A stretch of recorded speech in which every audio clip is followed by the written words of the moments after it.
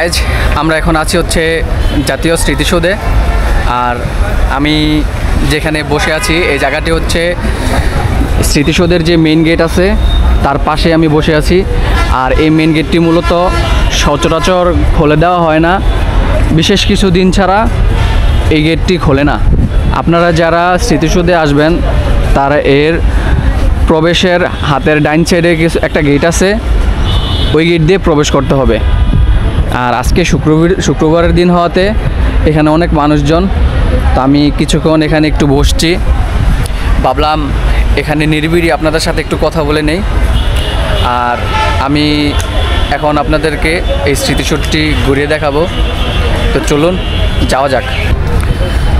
তো গাইজ দেখতে পাচ্ছেন আমার পিছনে হচ্ছে স্মৃতিসৌধে প্রবেশ করার মেইন গেটটি, বাট আমরা মেইন গেট দিয়ে প্রবেশ করিনি, আমরা প্রবেশ করেছি ওই পাশ দিয়ে একটি গেট আছে ওইখান দিয়ে। তো আমরা এখন যাচ্ছি হচ্ছে স্মৃতিসৌধের যে মূল সাবজেক্ট আছে বা মূল যে ফটক আছে সেখানে। আর আজকে শুক্রবার হওয়াতে দেখতে পাচ্ছেন মানুষ অনেক বেশি।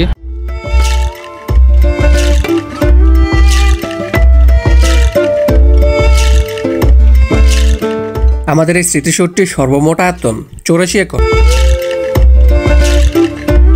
এর মধ্যে 24 একর জায়গার উপর সুনিপুণ নকশায় নির্মিত এই স্মৃতিসৌধ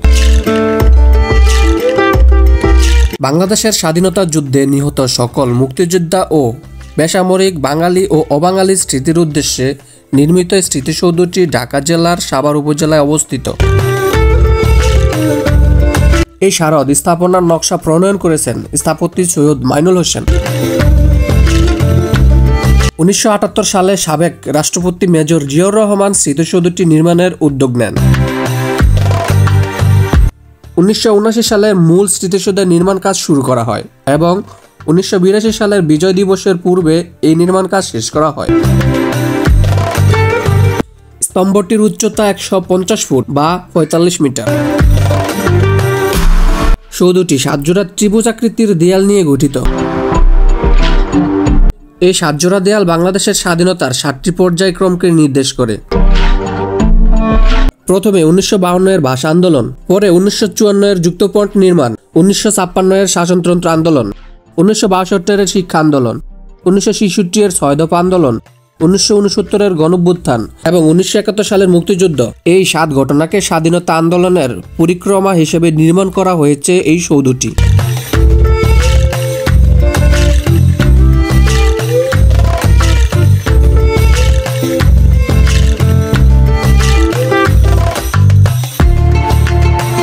এর বাগান ও চত্বরে আছে মাতৃভূমির জন্য শহীদ হওয়া অজ্ঞাতনামা 10টি গণকবর।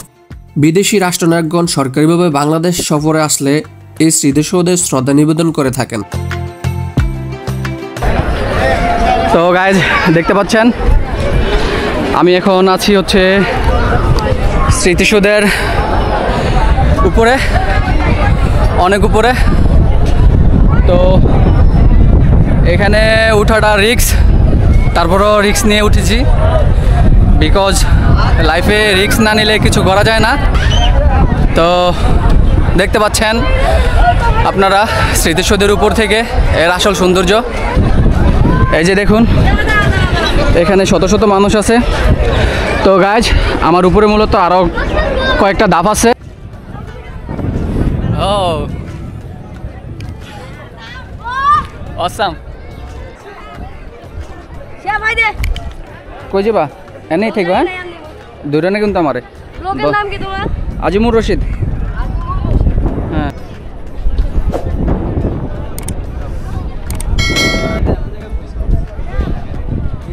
তো গাইজ আমরা উপরে উঠেছিলাম, এখন এখান থেকে নেমে যাব।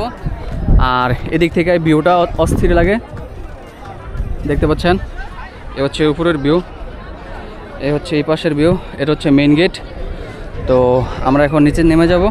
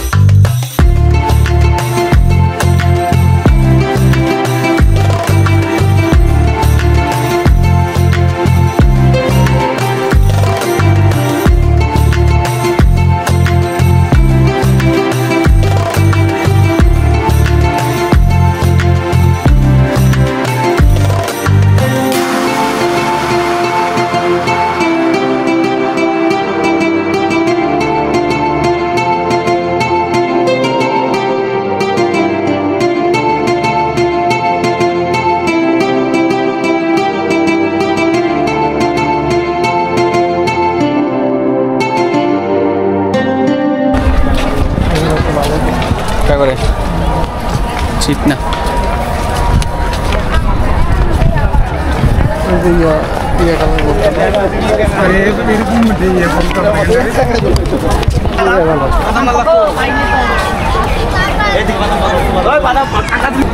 তরলিত এমনি ঠিক আছে এ হচ্ছে টাওয়ার ঠিক আছে শাপলা ফুলগুলো আছে আর ওদিকে কাশফুল আছে এর কি পদ্ম লাল পদ্ম ফুল পদ্ম ফুল শাপলা বেটা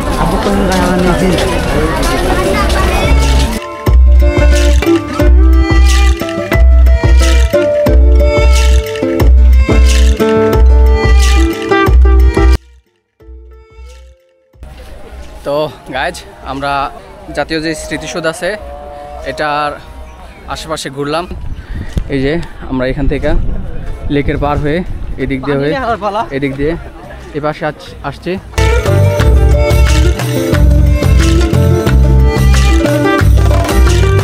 এখানে প্রবেশ ও অবস্থানের সময়সূচি হচ্ছে সকাল 10টা থেকে বিকাল 5টা পর্যন্ত। এখানে প্রবেশের কোনো ফি বা টিকিট লাগে না, সম্পূর্ণ ফ্রিতে প্রবেশ করা যায়। তো গাইজ আজকের ভিডিওটা এ পর্যন্তই, দেখা হবে নতুন কোনো ভিডিওতে। সে পর্যন্ত সবাই সুস্থ থাকুন, ভালো থাকুন, আল্লাহ হাফেজ।